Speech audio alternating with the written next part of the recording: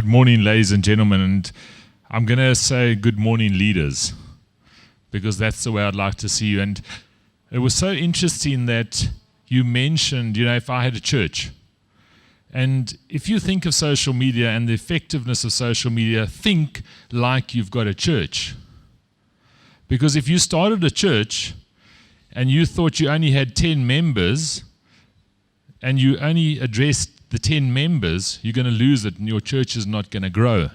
But if you think that you had 10,000 members in your church and you structure your messages accordingly, more people are going to come. And it's always about the one person who tells the other person, just as in discipleship.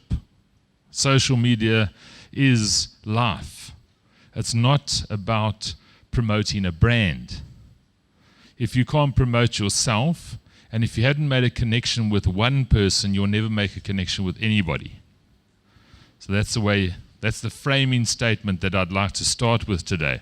Often people are, in this thing, are referred to as gurus.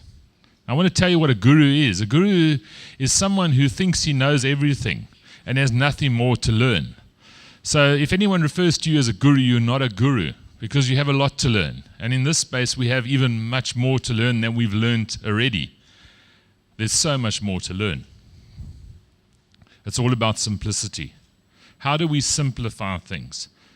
And what I'm going to do is challenge you in all communication to think very simply. Think about when you're stuck in communication, how would you communicate if the person you were communicating with was your partner? How are you going to connect with that person? Understand the person as if they were your partner. Not on an intimate level, but on an emotional level. And that often opens up the way you need to communicate with people. So keep it simple. Everyone talks about the word media.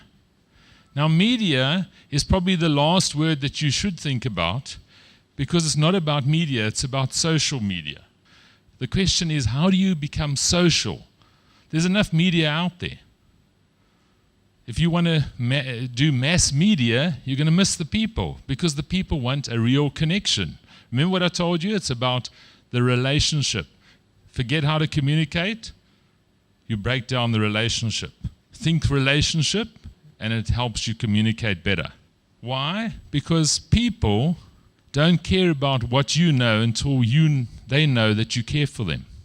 It's very interesting, because we come here thinking that there's a crystal ball and we're going to find out what the new trend is and how we're going to actually move ahead. Now, if you're waiting for the trend in your relationship, because we take it back to relationship, very simple. If you wait for Valentine's Day to tell your partner that you love them, well, you might be with the trend, but you're missing a big, big opportunity in your life. Everyone wants to know who you are, the unique you. That's why they want to connect with you. If you're copying, then you're not being yourself and you won't be effective. And don't expect any effectiveness, because that's definitely not leadership. Don't look for the ideas that will confirm your thinking. Look for the trends that are going to disrupt your thoughts. And suddenly you go, but you said not about the trends. Now, I'd actually like to challenge my own statement here and say, the trends. What are the trends? And what are the trends we should be looking for constantly? How do we understand trends? This is a timeline of communication. And from 1800 to 2000, something unusual happened in our communication cycle. But for thousands of years prior to 1800, and for a good 15 years now, after 2000, it was normal. What happened from 1800 to 2000 was a little bubble, like fashion in the 80s. It will not be repeated. And, unfortunately, most of our education is based on what happened in the last 200 years. The reason why education won't change is the people who designed programs like the MBA and all those things that have lost its effectiveness are still alive. We can't change it because we'll be standing on their toes. and we're scared of what happens then because we respect the people. I don't know why, because it's not relevant, but we still respect them. Okay? It's not working, but we do it. So be careful that you are serving something that's actually not working. Look for new ideas. Look for new trends that are going to disrupt your thoughts, not patterns that will keep you in the old. That's not going to be innovative. When we start thinking about trends, here's the question. We all think.